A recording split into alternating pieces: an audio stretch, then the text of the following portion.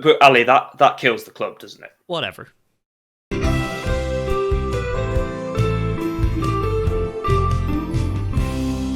Hello and welcome back to Just Another Football Podcast. Super Bowl night. But, that's the wrong form of football. We talk about the correct form of football here, rather than American rules rugby, as I think it should be called. American rules rugby. I don't know why we don't call it American rules rugby. It's just like rugby, right? There's another name for it. Do you know what the other name for American football is? Because I didn't know this. What's the other name? I might know. Gridiron football. Gridiron football. I'm not gonna lie, I haven't heard of that. That's the other name for American football. I only found that out in the last 2 weeks. Well, I only found about that now from an Irishman living in. There you go. I have no idea. It's Super Bowl night. I'm a Bills fan, but I've lived in Philly for the last year and a half and built a certain affinity for it. And it would suck if the Union lost the final, then the Phillies lost the final, and then the Eagles. I'm not ready for it. So I'm gonna go for an Eagles win. What are you boys saying? Fergal, I know you've been watching the football for I have a couple weeks. I picked my team sort of later on in the normal season. I ended up going for the Jacksonville Jaguars. And they were beaten by the Chiefs, weren't they? They were. And with the name like Patrick, it has to be Mahomes, and he is just he's the man. He is just incredible at the sport. Yeah. Just I'm only just getting into it. I really don't know what's going on. It's really interesting to watch because there's so much to learn about the sport. But watching him just do off the cuff stuff, I do find it funny because some of the in American football, they always talk about especially with Mahomes, he's famous for doing off the cuff stuff. If the play is not going quite well, the plan he'll do he'll just make it up on the spot. Yeah. And coming from a sport where I would have watched a lot more of either Gaelic football or rugby. There's no massive. There are set pieces, but a lot of it is offloads. So you're just making up passes on the spot. Yeah. And some of the passes Mahomes does are very underwhelming. From my contacts of they call it a shovel pass. Oh, unbelievable play, shovel pass Mahomes, and I'm just going, yeah, he did just sort of casually, he done a casual pass, but apparently that's a really impressive thing to go away from the playbook and go off the cuff. I suppose in that moment, he's got seconds before he gets absolutely played by somebody. So it is impressive in that way, but I do find it funny that that some of the passes to me seem a bit underwhelming, but he's the man that gets it done, and he's been playing with an injury in the two previous games, so it's pretty incredible what he's been able to do and carry the Chiefs. Did he hobble on one foot and then toss it with a forearm maneuver? He rushed for a first down, and whenever he basically couldn't stand on one foot, he hopped. He literally done a hop to get to the first down and dive towards it. Incredible as well. Such an athlete. Man. He's my guy. But I have hope for the Eagles just because Mahomes is injured. So we'll see.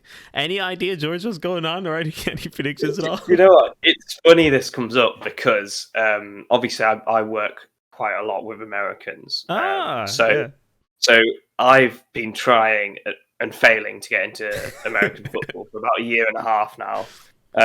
But recently, I was working with someone who's a Steelers fan, obviously in Pennsylvania, Pittsburgh.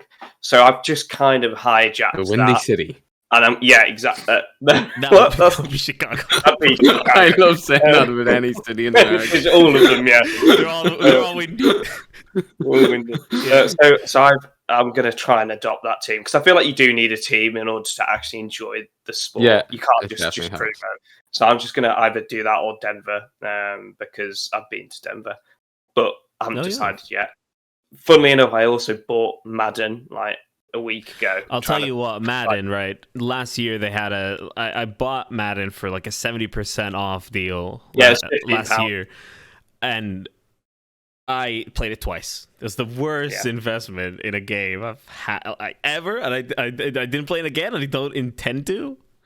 Their VR game has potential to be incredible. I've seen clips now. You're the quarterback. That potentially, if you had something like a Wii remote, because I haven't really played much like VR stuff, but like if you had like I suppose they do have those sort of Wii remote joysticks. If you use that it has potential to be one of like the best uses of VR. Is if you are the quarterback and you're able to scan across the pitch and make the throw. It might actually be a thing of like the way in like Formula 1 they like they're like because Formula 1 it's so expensive to get into from the get-go, to have your own go-kart and get into it. So I as far as I know, they're kind of recruiting from computer games now, which are cheaper. I wonder could they do like almost a similar thing with like with potential quarterbacks if like this is some way of using it as training or something. Hopefully it's not going to be as bad as like Sky Sports attempt at VR with reviewing Son's goal. Oh boy, that was an event. I've always wanted to play like some sort of soccer or correct football game with like VR. I've always wondered is that a possibility. I don't think it is. I think it's too much. There's too much going on to I know. You also have to have the contact as well. Like you have to have like the touch. Whereas I feel like because it's just about like a lot of the time quarterbacks just stand and swivel and throw. Like I feel like that's a easier thing to replicate, and then it stops and restarts again. So like it's like it'd be it's an incredible idea if it's done right. That's interesting. All right, enough NFL talk. If you're still listening, but not enough talk of egg-shaped sports because I'm gonna cram it in there. Ireland are on for the Grand Slam. We're after beating France. I enjoyed that yesterday or Saturday. If you're listening on Monday, that was anybody that saw that. We could. I'll say it quietly. We could be on for winning the World Cup, but we have to beat France and a few other good teams. But we have beaten them all now in the past year. So. Oh wow! Okay, you're clearly better at rugby than football. Yeah, definitely. Just better organization, which gives me hope for the football. That if we're as good as we're well organized as we are in the rugby, then we'll start seeing the benefits of it. Yeah, we'll see. Staying in the Kingdom and Ireland, Nathan Jones, the Welshman, has been sacked. Last week we were talking about the really bizarre press conference, which he followed up just 2 days ago by another really bizarre press conference where, for some reason, Welsh women come into play and homesickness to Luton and his time in Spain. And 2 days later, he is sacked just after how many days was it in charge? Like 90-something days in charge, I think. Yeah, 3 months. 3 months or so. And this is just incredible, the press conference that he did a couple days ago. Talking about outside influences and his desire to keep challenging himself and relishing the challenge and being homesick while doing his job. But look, when I went to Luton, that's his quote from the press conference. You need to do it in a Welsh accent so we know it's which bits of the quotes and which bits are you. I have no idea how to do that. Can you? You seem to be doing the American accent pretty well. No, not really. I can't. I'm not trying. There's no way I'm trying. Pretend you're listening to this with a Welsh accent. Here we go. But look, when I went to Luton, I was homesick. When I went to Luton, when I was a player, the manager left. David Pleat left. My next move was then to go to Spain. where he played in the second tier with Badajoz, I think the name is. No logic in that because I'm homesick in Luton. And then I decided to go to Spain. I enjoy challenge. I want to be the best version of me. I could have stayed in a mining community, been a PE teacher, and had a nice life. Married a nice Welsh girl. Beautiful. I didn't. I went to test myself on every level. And that's nothing against Welsh women. What a sentence. What a sentence. Like, what a way to go out. That's your legacy now. Like, his legacy is mentioning, Welsh women within a context of him being in trouble in management of his team. Who gets linked to Southampton immediately after the sack? Jesse Marsh. Yes. Jesse Marsh is now linked to the Southampton job, and it would just be really funny if he took it. It really would. Yeah. It kind of makes sense though if you've had sort of Hasenhüttl before from the Red Bull model. But I can't imagine. I don't know. Jesse Marsh feels like he needs to go away from football and maybe have a rethink about a few things. Like he seems like he needs to. I wouldn't rule him out of having a good career still because he did do well at Salzburg, but he's gonna be the U.S. men's national team manager. He's probably not gonna. He's probably going to take that decision to just step away for a few months and study what he wants to do with his philosophy, where there is one, but it cannot apply to most situations. It feels like he's had success with it. He did decent in New York Red Bulls and in a much lower level, admittedly, in the MLS, and then he went to Austria and it worked with Salzburg, but Salzburg are incredibly dominant. Goes to Leipzig, doesn't last 6 months. Goes to Leeds. They done well in the Champions League though, didn't they? With him under at Salzburg. They did, but in the league he was mid-table, I think. Like it was very unspectacular. Oh. And then goes to Leeds in a much more difficult situation and leaves him in a difficult situation. Like relegation is a real possibility after all the spend now, because his game model just doesn't translate very well with neither the quality of player nor, frankly, the profile of player and their ability to carry his despite the fact that he recruited according to his philosophy and recruited like so many pressing players, even Jorginho Rutter or Rutter as it's pronounced correctly, he's very much pressing forward that doesn't score goals, but he brought him on for his pressing, like clearly, but there aren't of the Premier League quality that is required. So, but he's probably going to step away for a few months, and then when the USSF take their decision on management, which is going to be in the summer, by the way, like we're not going to take our decision anytime soon. He's going to be the manager, I think. It makes sense. Yeah. I don't think he'll take the Southampton job. And he'd be just a bit crazy to do so. To take the Southampton job in a much more serious situation than like they are rooted to last place. I wonder would Lampard take it. Oh, if he was off, I wonder would he ready take for it. Premier League level management, Championship. About that, I think Lampard could do Premier League management again. I don't think.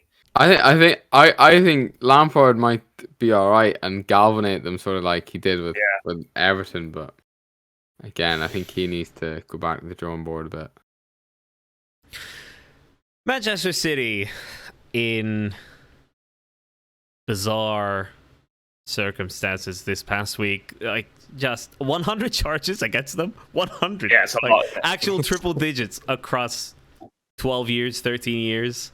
Since the 2009-10 season. 6 of them were dropped today, which is Sunday. And they released a statement. According to the Mirror, that's taken from the Mirror. The Premier League quietly changed 6 of the financial charges aimed at Manchester City after they were included in their initial statement by error. More than 100 charges were leveled against the reigning champions in an explosive statement on Monday, with the club accused of breaching the league's financial rules from the 2009-10 season, but some of the rules listed were inconsequential and did not relate to financial issues, something which the club noted at the time. So 6 of them are dropped, 94 remain. See how many are dropped throughout the week, who knows?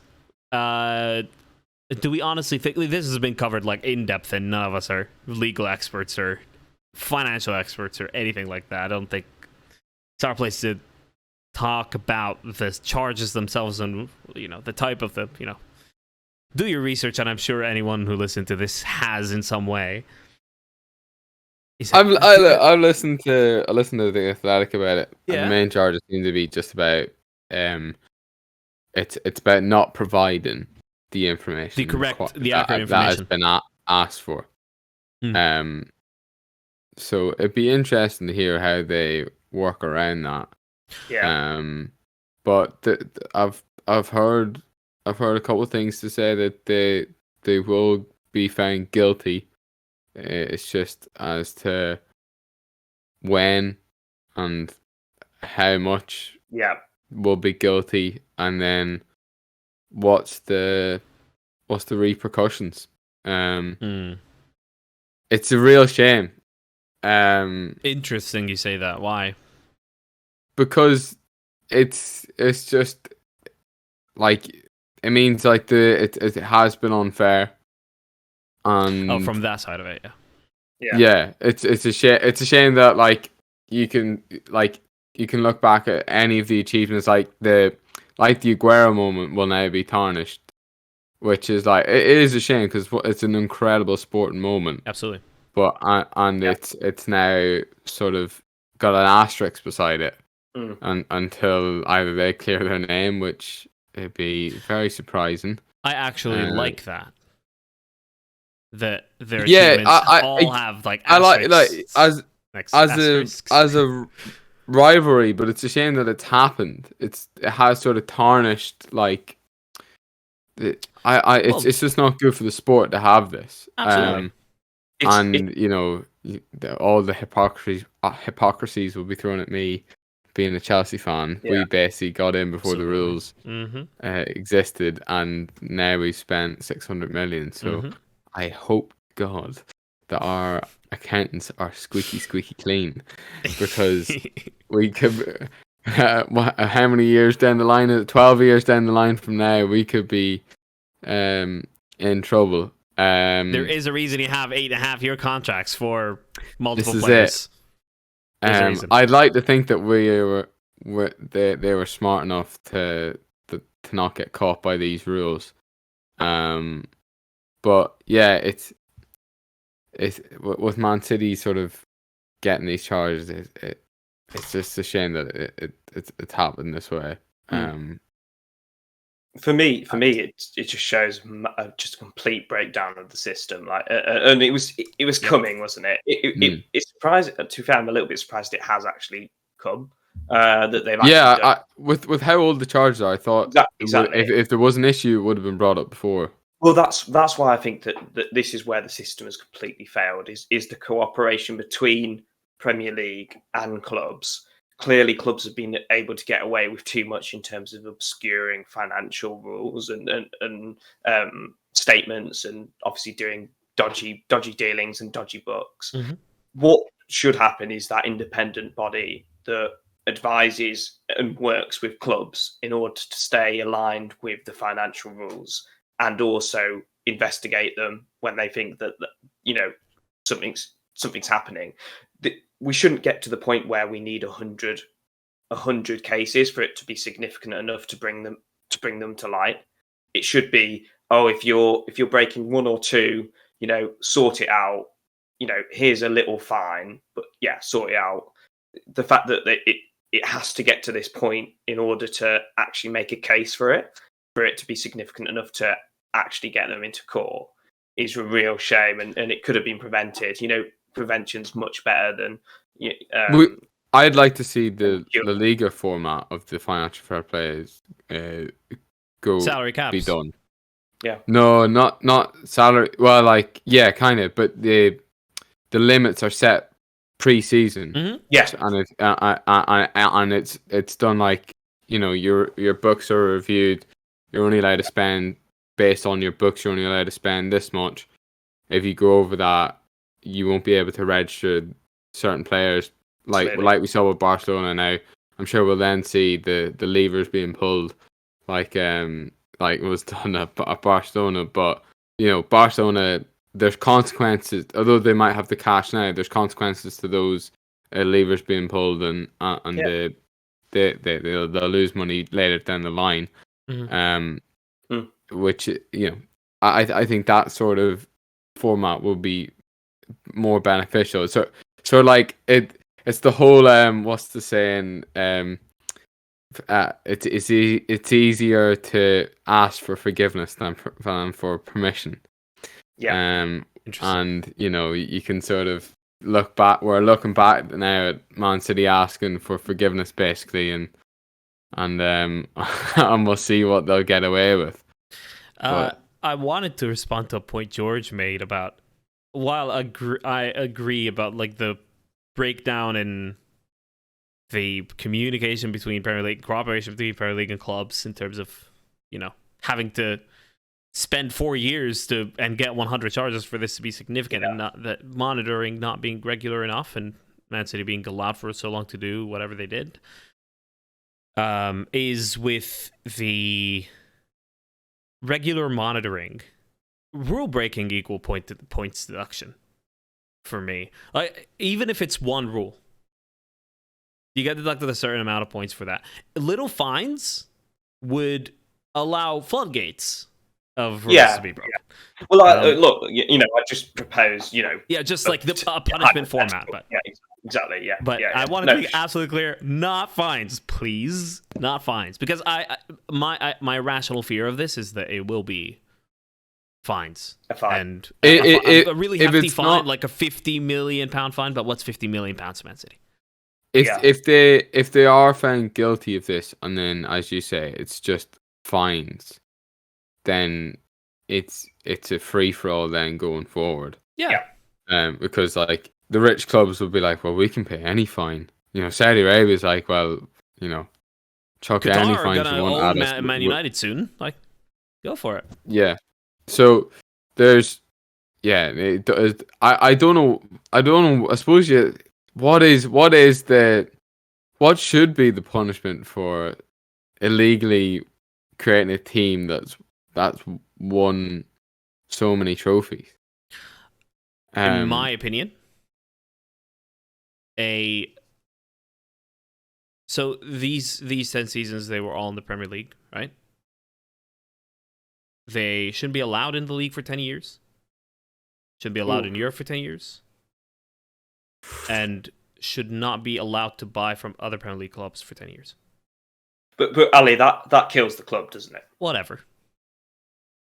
That kills it. Whatever. I think kill him. I think first, first off, you got to get rid of their titles, not hand them to second place because that's unfair. But you take away the titles, you mute the years. It's why do you say that's unfair to give them? Because it's not. You've still not won, have you? Like, well, they would have won if it wasn't for their cheating. No, but that's not. There's no way of proving that. As a biased Liverpool fan here that has 3 trophies at stake. Yeah. Just no. You know. You can't. Do we have many at stake, George? Probably not. But whenever they won titles, I feel like you would have been maybe 14. Maybe no, something like. Did you win in 14-15? No, they won. No, I can't think of one where you were second place of them. No. But even so, I think it's like, I mean, you can give it to, but it's not. It doesn't mean anything to that club because they didn't actually win it. Like, do you know what I mean? It has very little to do with the celebrations, the actual feeling of the titles. So it wouldn't really. I'd say it doesn't really matter that much. What one thing about like and there not being fines, there should be compensation for relegated teams. I like that a lot. That's great. That's an interesting. Because over the years, I'd be interested to see if some of the. I suppose though you're given 6 points to every relegated team. Yeah. Well, no, or not to every necessarily. team in the league. Maybe it wouldn't actually make a difference. But it'd be interesting to see if somebody does the maths on that. Is there any club that technically would have stayed up if they had got 6 points from Man City? Yeah. Yeah, interesting. But then if you're giving it to every club in the league, that probably wouldn't work too well. Don't know. Well, and again, I will like close with the same preface we opened with, is that we're not legal experts or financial experts anyway, and we're all guessing and waffling. I know that, but like everybody else. But. Yeah, I don't know when it's actually going to happen though. They're talking. It can take years. It could take years. It will take years. Yeah. My hope though is that like the Premier League has a really good case if they've taken 4 years to do it, the investigation, and like there's that many charges. Yeah. Hopefully, and they surely have to be guilty of some of them. Don't underestimate the power of a legal team, especially City's legal team. They could probably find every loophole under the sun. So I don't think it's pessimistic as usual. Yeah. Some of the good things is though, apparently it can't be taken it can't be taken to any higher court than this isn't even a court, it's just an internal investigation in the Premier League. I don't like that. I think it should go to an independent body. It shouldn't be the Premier League investigating this. It should be the top legal team in the country. I think there's less chance of justice if it goes any higher. I actually think. Well, the last they had a European suspension that was overturned by CAS, so that's like the highest level of But that was actually that was the most stupid thing ever, because there was so much build up to that, and then it was what's the term, the sell by date of the law had passed. What's the proper term? The statutory. I don't know. Yeah. That was the most stupid thing. Like surely that was one of the most shortest court cases ever. Go, oh right, the date of this rule is passed. That's it. Over and done with. Yeah. But with this, apparently there isn't a date like that within the Premier League rules. However, because it's in the UK, apparently there is a rule for these sort of things for just in the law. Yeah. I think it's around 6 years, but apparently it's if you use delaying tactics like Man City have done, then that law is not in your favour. So I think it'll just come down to what communication went on between the Premier League and Man City and what they provided and how they can twist legal technicalities, really legal niche technicalities about what was asked for and did they technically give it over, and that sort of thing. Yeah, it's gonna be it's not gonna be as good as Vardy versus Rooney. I'd guarantee that. It's definitely not as interesting. There will not be a Channel 4 drama based on this. I forgot about this. There is a Channel 4 drama about Rooney versus Vardy. Oh god, this is bizarre. They played today, Man City, for the first time after this, and won pretty resoundingly against Villa in a game where the first half felt like the City of old, where you got width, you got tempo, you got people running channels, you got goal after goal after goal. Second half, modern City of we're narrow, we're slow, we're just gonna give it back to Ederson. Ederson's gonna just whack it forward to Haaland, and that kept happening, which was a fascinating thing. Maybe they have started to. Maybe they're playing out of anger because of the whole situation, but maybe also they've realized that the current system of extreme narrowness and 3-3-3-1 and not having any outlets at the wing except the wingers that'll have to drop in, and all of that they seem to have learned from it now. So this tactical development will be interesting. Arsenal Brentford 1-1 though. City winning, Arsenal drawing means that if City go and win against Arsenal, they go top of the league. Right? I think you're right, or at least it'll come down to goal difference. I think there's a game in hand as well to Arsenal, but there is a game in hand to Arsenal. It will be on goal difference. Manchester City are on 48 points now with 22 games. Arsenal 51 from 21. So and there's a 6 goal difference. So if City win, the goal difference obviously increases, and they get level on points. But it's a bit dangerous now. But again, like, this is Brentford. Like, Brentford took points off City at the Etihad. The 2-1 win, I think it was in November. But regardless, took points off Liverpool as well. Won against Man United 4-0 at the start of the season. So Brentford have been winning against the bigger sides. So I don't think this is a disaster. But they beat Chelsea. They might have, yeah. We've lost to that many teams. I can't remember. Yeah. Well, you are still above us.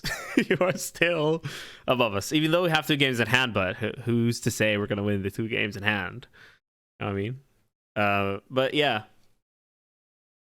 It's not the end of the world for Arsenal, but I'm starting to panic for them. I really want Arsenal to win the league now, knowing that Liverpool aren't going to win the league.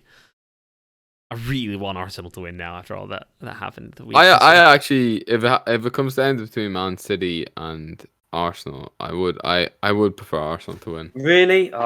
See, I like.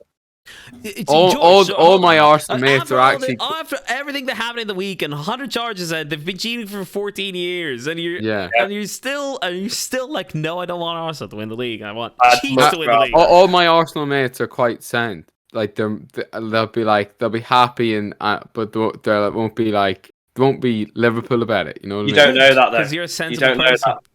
You don't know that. No, because I genuinely not won anything in that long. You do not know that. They'll turn. I don't think they will become unbearable. I think I think they've been humbled that much that they might just cry and like be really happy. Like my mates that I know, like me and my mate would watch Arsenal Chelsea all the time, but we rarely really slag each other off. Like we're like sort of very civil about it. I remember whenever Arsene Wenger's 1000th game and Chelsea won 6-0, and we watched that together. And before the 6th goal was scored, we switched it off, and I think we played FIFA because it got to the point of it was too awkward to watch. Like, he was just that sad and disappointed, and you know, I think I was staying over at his, so it was like a. Yeah, you know, I couldn't. We had to make it work for the rest of the evening. In awkward circumstances, I'm sure. Yeah, I think Mo Salah scored in that game. Funnily enough. Yeah, I think he did. Eto'o scored. Yeah, Schürrle scored, and Gibbs and Oxlade-Chamberlain got mixed up. Yeah. Oh, yeah. Which is one of the big reasons why VAR came in. I don't know, but possibly because that was 4 years later. Like, Vardy. No, that was the link, Ali. That was the link.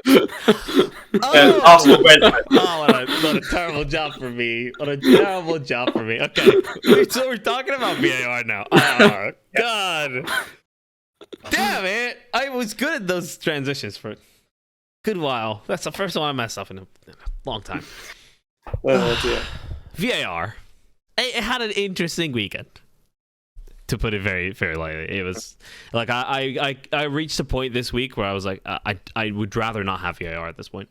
I really wouldn't, because it's doubly frustrating because they have all the tools they could possibly want, except the semi-automated offside rule where you have hundreds of cameras all around the stadium to be able to get the exact cross-section of the player to be able to say it's offside or not. But like they are not even like doing the basic job of seeing the whole sequence of play and seeing whether there is an offside in each of the sequences. And why do we have to deal with this? Like we either have the human error aspect of it, and if this goal stood without VAR, nobody would be talking of an offside. Like, it's that marginal, a human eye wouldn't be able to see it. But I now dread the existence of VAR because of that. Because of the mistakes that the referees keep doing. And it's doubly awful because you have the tools, just work, do your job. I'm actually more forgiving of them for the offsides. Even though the offsides are black and white, I actually think in the sort of pressured time frame that they have, they've taken 3.5 minutes sometimes to get goals and penalty decisions taken. Why? Yeah, there's so much time. But it does. What it seems to me is that you say they have all the tools. I actually don't think they do have all the tools. Well, I said except the cross section. Yeah, but I think that's a massive thing, that they don't have some sort of software that's automatically able to work out the last defender's limb and where that is. Next season, by the way, to the and then the player that's offside. I think that's a massive thing, because otherwise they have to like draw these lines themselves, and they have to go and check each limb. Like if you imagine trying to do that yourself. Like, you have to zoom in, you have to try and tap the each limb and check. And it, like, some of these offsides, there's like 4 or 5 different, or even possibly even 10 different limb points that could be onside. And then when it gets to the arm, it's like which bit of the sleeve are we choosing here, guys? Yeah. And so the big thing is, I'm not too worried about this aspect. It's a shame that this is happening, but with the technology, the offsides will get better. So it's a mistake.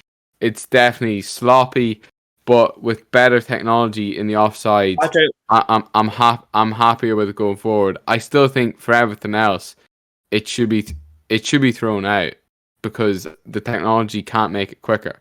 But Fergal, on this offside, the first obviously phase of the player blocking the defender, that's subjective, isn't it? It's in terms of the player blocked in an offside position, blocked another player. Would the other player ever get to that ball? No, but does that matter? So that's a subjective bit of the offside rule, even though it has been told to clubs that will be flagged. Obviously, the really concerning bit was the fact that they didn't check the second offside, which was just offside. And very clearly so in terms of the second phase as well. Yeah. But I do get the point where the offside is going to get better, and obviously we'll go on to speak about the subjective and also in play in terms of Chelsea, West Ham as well. But it was disgraceful this weekend. It really, and they brought in Howard Webb to make it better. And initially things did get a lot better, but no, initially it got better, and now we're seeing the fault in what the new philosophy is. The new philosophy is, if it's not clear and obvious, we're not actually genuinely not intervening, and we're going to go with the on-field decision. Now, what that means is we are just accepting that football is subjective now.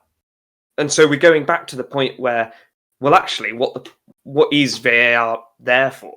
There's very few cases where I think it is so clear that you need to give something. And even then, they failed at that basic task this weekend with Chelsea West Ham, where anyone who's played the game, anyone who's watched the game, anyone involved in football who understands the rules knows that that's a handball and probably a red card as well for stopping the ball intentionally going towards the goal.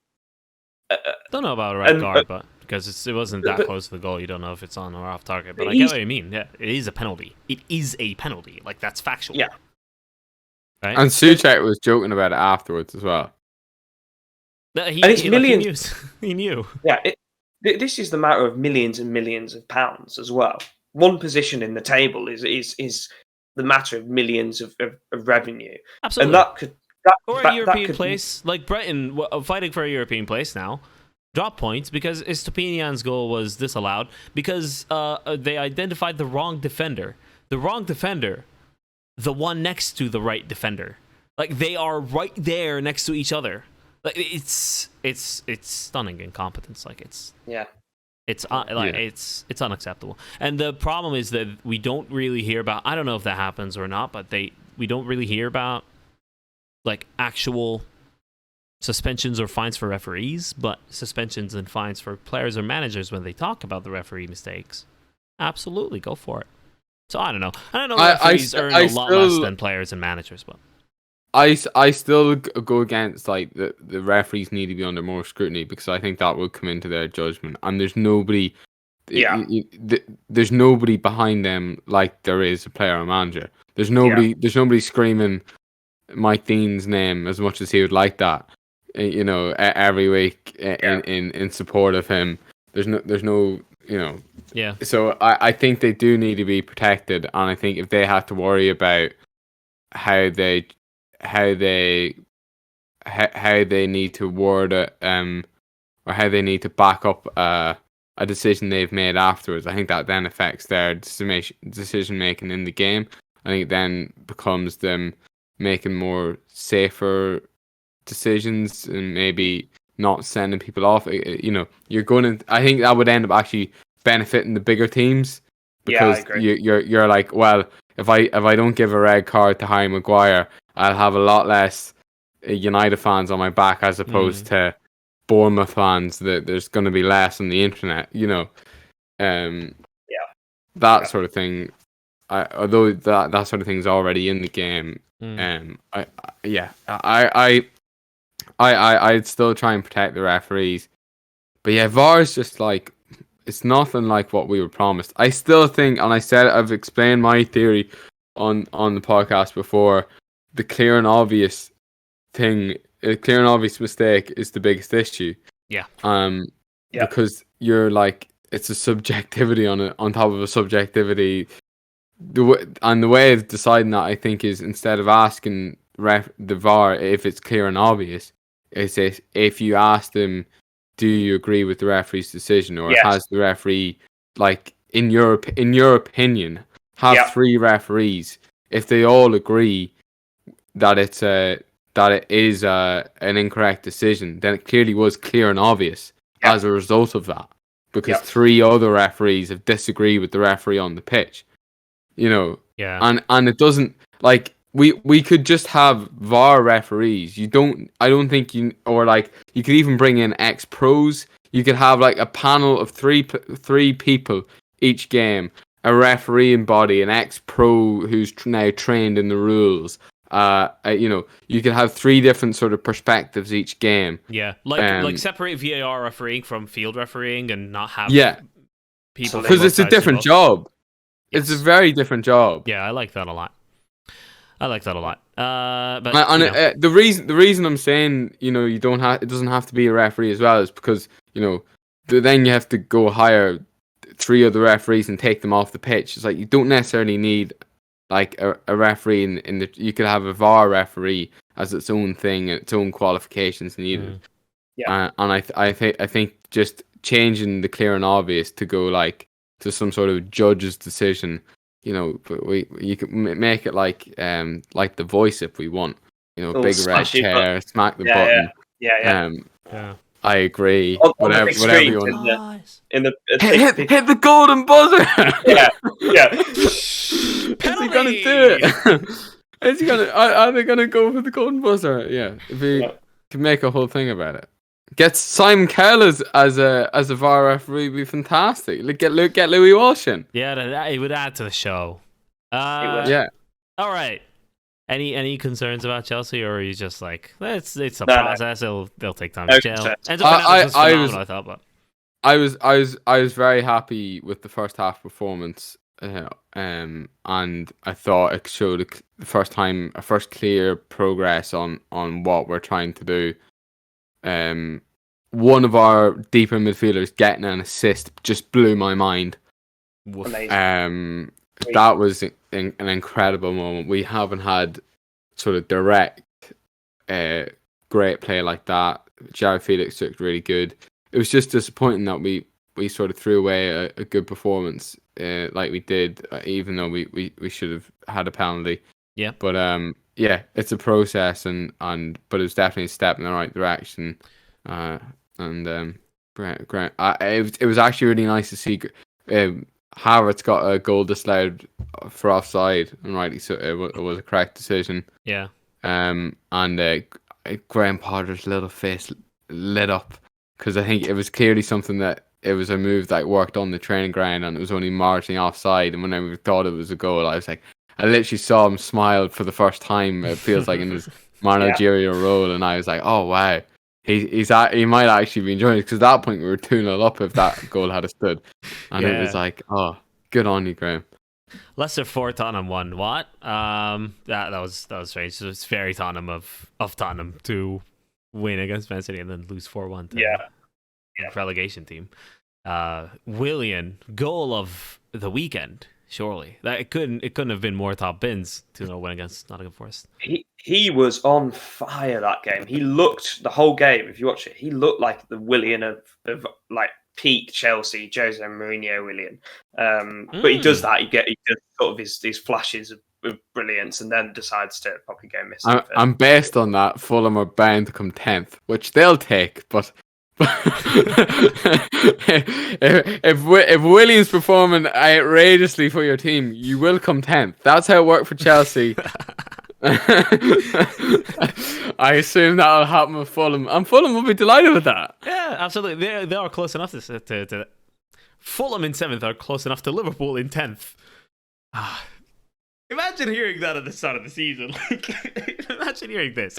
It could be worse. No, will it be worse? No, it can't be worse, because Villa are behind us by a point and we are yet to play. But Liverpool play Everton Monday night. So after this episode is out, yeah, I'm just glad we don't get to talk about Liverpool this week. Let's move on to the rest of Europe. Tabs on Tammy to start with every time. And Napoli are still trucking along, 3-0 win against last place Cremonese. Like they knew they would win that game, and they did, and they are now 16 points ahead with a game in hand for Inter, but they are 16 points ahead on in the lead. Roma, speaking of Tammy, are now in what place? In 4th. 4th place on goal difference. Versus AC Milan. They drew the last game yesterday 1-1 against Lecce, but they are still in 4th. Roger Bania's. Are you sure? Yeah, 1-1 yesterday. Roger Bania's own goal. I watched a bit of that game. The app I have was saying they're 5th. FootMob says 4th. Sorry, Self-Sabotaged. I'll go with that. Yeah. So they are 4th, but it was a draw. Roger Bania scored an own goal in the 7th minute, and Dybala scored a penalty in the 10th, and that was it. Tammy Abraham got himself in like really good positions to score, and had to. There were a couple chances where he like improvised and changed his body position, and then he would go around 2 or 3 players and then get a shot away. I thought he had a really good performance, but just unlucky not to score. So yeah, his dribbling is just You've seen some skills. I think last game as well. He did a skill that was just wonderful. He'd be so good at Chelsea. It's so annoying. But why did he sell him? Tommy Tickle didn't like him. Foolishness. Tommy Tickle gave him like 10 minutes at a time to like have a go in the team. A team that really wasn't made for any striker either, and then didn't like what he saw. The only man that really got a tune out of that was like Giroud. Yeah. Which I don't want to go back into the Ron versus Tuchel. You know my thoughts. Ron versus Tuchel. Yeah. Well, do you think he's still on your books, right? Yeah, I'm confused by that. So like he's gonna come back to Chelsea at the end of the season. What happens then? I don't know if it's. Is it just one season? Yeah, it's just one. Oh yeah. I don't know if he can come back though. Like, of course he can. No, but like, the issue with the fans is still there, and it's you have to think about. It's not with you, George. From a PR point of view, like, depending on how the rest of the season goes, unless we end it absolutely electrifying, a lot of the fan base isn't that pleased with Bowley and clearly Capital. They're still very skeptical of what they've done so far, even if they have spent a lot of money. And then Graham Potter will have to prove, he won't get another. He won't be allowed to have these run of results again next season. No. And I wouldn't. And so he has to hit the ground running. So, can you add another layer of potential banana skins and the reason why football fans are so fickle, if he scores 3, 4, 5 early in the season, and he would in that in that he might not if he's getting booed the first game of the season. But yeah, a great motivator. Yeah, I'm sure this will come up again in the summer. Yeah. Well, even for the summer, because we'll know by the summer where he's going. Romano will have told us by then. Yeah, he will have after getting his after it happened. From another source. Yeah, most of Romano's views are not original. Just to say, just saying. Like he works hard. He gets he gets the news well, but not all of them. Like sometimes he looks for it a bit. Anyway, now to the La Liga, and we're pleased to say this is going to be a new segment on the podcast called. I'm gonna go back. I don't know if that works. It was gonna be a mooch at Matt. A mooch at Matt. I like it. Suggestions. Maybe I have suggestions. Yeah. We need a La Liga themed a la Tabs and Tammy, Glance at Gilmore, but about Matt Doherty. Yeah. I couldn't come up with anything better than a mooch at Matt on the spot. I don't know. It just doesn't ring true. It's a mooch on Matt for now. But is it on or at? At. Mooch I think. On. It's a mooch at Matt. Yeah. It's like you're looking at Matt.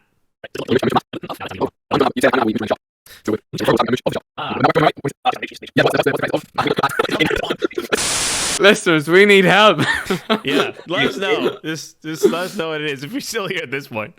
But no, Matt Doherty obviously transferred to Atletico Madrid. Matt recently. Doherty landed on his feet after a hurricane of a transfer window deadline day. Yes, and he somehow ended up in Madrid. He's yet to make any appearances. He's just been sat on the bench, sunning himself as far. It's great to see him there. Yeah. Well, we'll see if he has any impact. It feels like Trippier left, so let's get the next best thing from Britain, or like from the British Isles and Ireland and stuff. From that sort of area, let's just get someone that speaks English. Technically, they got him from Britain. He was bought from Spurs. Don't worry. Technically, exactly. Like I'm saying, like that whole area. But they are in fourth place, Atletico Madrid, on 38 points, comfortably ahead of Real Betis. Betis? What did I say that way? Betis, 4 points ahead of them. Rayo Vallecano, just to say, Rayo Vallecano are in sixth, and what they were chanting was they won a game, and then they were chanting. Please don't take our manager Leeds. No. Oh, well, maybe that. But they were saying, he refused Leeds apparently. Did he? I think he did. But right. It's like next year, Rayo Liverpool, as in they're gonna qualify for Europe and gonna get to play Liverpool. Like, did he know? Did they know that Liverpool aren't qualified for Europe? Well, maybe we do if Fulham get 10th. Maybe they're aiming for a Europa Conference. Maybe. Yeah. The problem is Liverpool aren't going to even get to the Europa Conference. Yeah? Well, just like I say that, but Luis Diaz, Roberto Firmino, Diogo Jota are all back. Not Thiago, because Thiago is out for the season for a hip problem, but that's besides the point. When is he ever available? La Liga then. Barcelona won it just finished a little while ago today. They won 1-0 and are still top, ahead of Real Madrid. Real Madrid became world champions, beating Al Hilal by 5-3. That sounded really fun. I didn't watch it, but it sounded really fun. Luciano Vieto. Do you remember Luciano Vieto? Do you remember that name? Does that ring a bell? He used to play he used to play in Spain, I think. Yeah, that's Stina. Is he Argentine? I honestly don't know. You can look that up. But he scored 2 really, really good goals. Really good goals. Like, have a look at the goals from that game. One of them, he 360 turns a defender after getting a pass a la PK against Inter Milan in 2010, like that sort of thing. And the other came from a really good cutback as well. He's Argentine. I remember him. He was really good in FIFA and FIFA 13-ish, like 14, 15, that sort of thing. Yeah. But no, Real Madrid are obviously the world champions because, we knew that already from the start. But Barcelona are ahead by 11 points. Very quietly. I didn't know that was the gap. Real Madrid have a game in hand, but still, 11 points is significant given where Barcelona were just a year ago. They play in the Europa League against Man United, which feels wrong given how both teams are performing in their respective leagues. Speaking of Europe, let's do a quick prediction of the Champions League games in this midweek. And what I want you guys to do is I'll read out the fixture. You tell me who's going to qualify, and we'll do that again next week for next week's fixtures. Okay. Yeah. AC Milan, Tottenham. I really look forward to this one. But 2 struggling teams. Let's put it that way. But who wins? First leg is in Milan. Tottenham win. Yep. I think Tottenham as well. Although Conte isn't great in Europe. Milan are good in Europe. I'm actually going to switch. I'll go Milan. I'm going Milan too. PSG Bayern. Oh, repeat of the 2020 final. Is this complete qualification or just next game? Complete qualification. Aggregate qualification. Yeah. PSG Bayern. Bayern. PSG is struggling actually. They lost again to Monaco. Their fans were protesting against them. They were President Kipepe had to go over with a speaker and speak to the fans if they were all that. At him. Wait, the French protesting? No. They couldn't be. Wouldn't be like that. Oh dear. Unanimous agreement then, Bayern. I don't know. Messi's quite good, isn't he? He's alright. Good, but he's good prospect. Good. I think I'll go PSG. I think there's something about Bayern at the moment. Yeah, who did Bayern even have? Who did Bayern have in their group? They had Inter and Barcelona. No, who did they have in their team? Who's any good in their team? Well, Choupo-Moting. Yeah, Choupo-Moting. Yeah, I'm gonna go PSG. Choupo-Moting is great. But just to say, he's having a fantastic season. I'm aware. I don't know. It's just they sign Daley Blind recently. They signed Daley Blind. They signed Cancelo. That was the big signing. They have Cancelo. They have Musiala, obviously. Musiala is the. They have Upamecano in defense, though, don't they? They do have Upamecano in defense, and I'm not a fan. No. Yeah, I'll go PSG. Messi versus Upamecano. I think that one might swing it. Musiala against the PSG defense is also something that is quite imbalanced. Not as imbalanced as Messi and Neymar and Mbappe against that Bayern defense, but still, I'm gonna go. Given the recent form of PSG, going out of the cup to Marseille as well in midweek. Bayern, George. Yeah, Choupo-Moting to score against his former club, PSG, which is crazy. Yep, what an agent. Dortmund, Chelsea. You're gonna go for Chelsea. Yeah. Are you honestly gonna go for Chelsea? Dortmund won 6 out of 6 since the World Cup. Dortmund aren't anywhere near Chelsea's level. Player for player, maybe not, but I think Ali, I think you're forgetting which club you're dealing with here. Yeah. We only win the Champions League whenever things are going pear-shaped. True. True. So, I think are we playing away from home? Away from home first. Yeah, we'll lose the first leg, and then we'll do it'd be like Napoli all over again. Wow. Except Graham Potter keeps his job. Yeah. Oh, okay. Brugge, Benfica. I'm gonna go Benfica.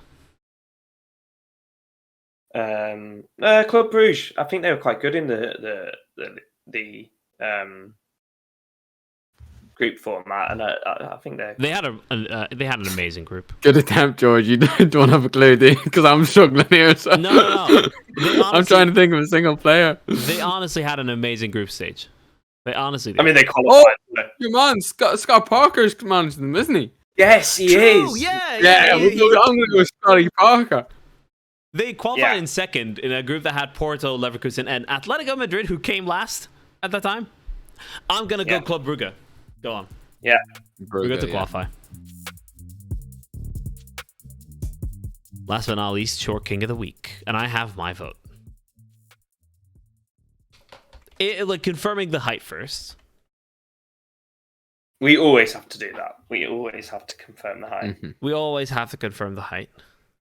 And the player in question is Willian. Yeah. For his magnificent goal and performance for Fulham. And Willian's height is... it's another one of those 5'9". We'll give it. Yeah. Your man Mendy that plays for Leicester. I didn't know he had that in his locker. Yeah. No, is it Mendy? Is it Mendy? Yeah, it's definitely Mendy. Yeah. Yeah, that was an amazing goal too. I was not aware he had those skills. So just a nod to him. I'm also agreeing with Willian. Yeah. But a nod to Mendy for a great goal. Yeah. And a great height at 5'6". A fantastic height at 5'6". 5'6". I was just having a quick look. Yeah, no, I can't really see anybody. Is Enzo Fernandez? Is he? No, I think he's quite tall. I'm just keeping an eye on for going forward. Does he qualify? No, 5'10" doesn't qualify. 5'9" qualifies. 5'10" doesn't. Yeah, no. 5'10" qualifies if it's a goalkeeper, but I think all outfielders 5'9" is a fair cutoff point. Yeah. So yeah, all right. Willian it is. Yeah. With an honorable mention to Nampalis Mendy. Willian, congratulations and commiserations to Nampalis on a valiant effort this week. But Willian just had that goal couldn't be more top ends, and it was a great performance all around. So congratulations. To even be nominated for such a prestigious award, I'm sure Mendy doesn't feel too heartbroken. Absolutely. All right. Well, that was the end of this iteration of Just Another Football Podcast. Next week, Liverpool will have played against Everton. We'll have played against again in the league, and Real Madrid will be coming up that midweek, and the MLS season will be starting the following weekend. So next episode is going to be extremely eventful. We could just record 2 reactions to Liverpool's result. Dreadful. I'm sure Liverpool results. Oh God, oh frick. I don't know, man. I don't know if I'm ready to talk about Liverpool twice in a week. Like I'm so thankful I didn't get to talk about them today. Like I'm really thankful. Hopefully we'll have an Arsenal bottle job to talk about to mask over. The cracks are appearing for sure. The cracks are appearing. I say stuff like this, and then I'm like, no, it is actually better that Arsenal win, but I don't want to support them in doing it. But I don't, you know what I mean? I don't want to be proactively supporting them, but it would be better if they won the Man City for football in general. Yeah. Not much better. But then I'm like, it would be funny if Arsenal bottled Well, okay. We'll see what happens next week. But Yeah, it will be an eventful week next week. It'll be a big episode because lots are happening, and we might hear other news from the Man City situation. Who knows? But yeah, Fergal and George, thank you for being on. And yeah, we will see you guys next week, same time, same place, if everything goes well. Goodbye.